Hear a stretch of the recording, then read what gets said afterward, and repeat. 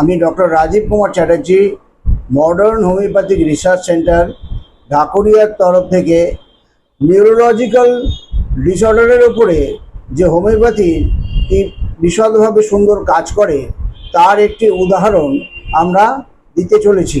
আমি modern হোমিওপ্যাথির research centre আসার আগে আমি অনেকক্ষণ দাঁড়িয়ে থাকতে পারতাম না, আর অনেকক্ষণ একদম হাঁটতে পারতাম না। আমার এই ডান দিকে পায়ে সবসময় শিরায় টান পড়তো, ঝিঝি ধরতো, যেন পায়ের উপর দিয়ে কোনো পোকা হেঁটে যাচ্ছে বা কিছু একটা লেগে আছে, এরকম অনুভূতি হতো। তারপর আমি এখানে আসার পরে আমি এখন যথেষ্ট হাঁটতেও পারি এবং দাঁড়ালেও আমার অসুবিধা হয় না, আর পায়ের ঝিঝিটা ধরাটা অনেক কমে গেছে। এখন হয়তো আমার 5%, 10 থেকে 5% মতো আছে। আর আমি মোটামুটি 95% পর্যন্ত আমি কিওর হয়েছি। আমি এখন ভালো আছি এবং ঘুম ছিল না রাতে, আমার এখন ঘুমাতে 2:30, 3টেও বেজে যেত। সেই তুলনায় এখন আমি ঘুমটাও ভালো হয়। আমাদের 10/2/25 আমাদের ক্লিনিকে একজন 50 বছর বয়সী মহিলা আসে। তার মূল কমপ্লেন ছিল formication and numbness of the right leg, অর্থাৎ ডান পায়ে পিঁপড়ে হেঁটে যাওয়া বা পোকা হেঁটে যাওয়ার মতো একটা শিরশির করে তার একটা কামড়াতো, কাটতো, একটা অস্বস্তি হতো এবং তারপরে মাঝে মধ্যে অবশ ভাবও তার লাগতো। আর গ্যাস্ট্রাইটিস এর একটা প্রবলেম ছিল, তার বুকে এলোমেলো যে কোনো জায়গায় ব্যথা হতো। তা তিনি 10/2/25 পরে 2/4/25 রিটার্ন করে ক্রমশ তার আগের যে কমপ্লেন ছিল, যে ফর্মিকেশন, নামনেস আর গ্যাস্ট্রাইটিসের যে কমপ্লেনগুলো ছিল সেগুলো কমে আসে এবং অবশেষে আজকে 5/8/25 উনি নিজের মুখেই বলবেন, আমরা ওনার ইন্টারভিউ নেব, যে আমরা দেখছি যে ওনার প্রায় 90% কমপ্লেন চলে গেছে।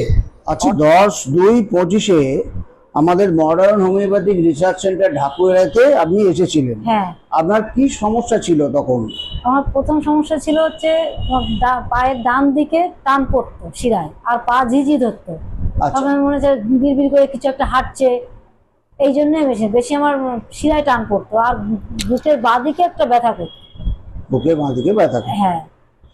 আচ্ছা, এই ট্রিটমেন্ট, এখানে আপনি ট্রিটমেন্ট করার পরে আপনি দ্বিতীয়বার আবার আসেন 2/4/24। তখন এসে বলেছিলেন যে অনেকটা কম আছে। হ্যাঁ।